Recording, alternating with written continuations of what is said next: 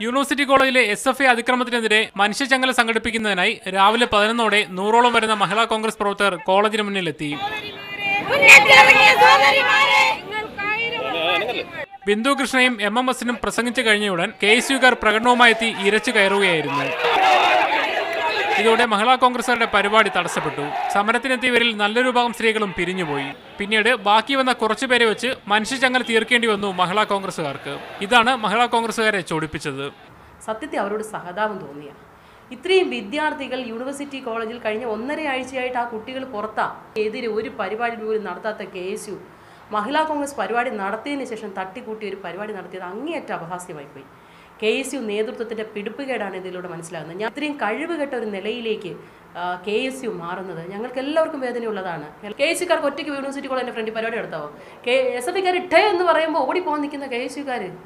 Group തർക്കവും ഈ സംഭവത്തിന് കാരണമായെന്ന് സൂചനയുണ്ട്. മീഡിയ 1 തിരുവനന്തപുരം.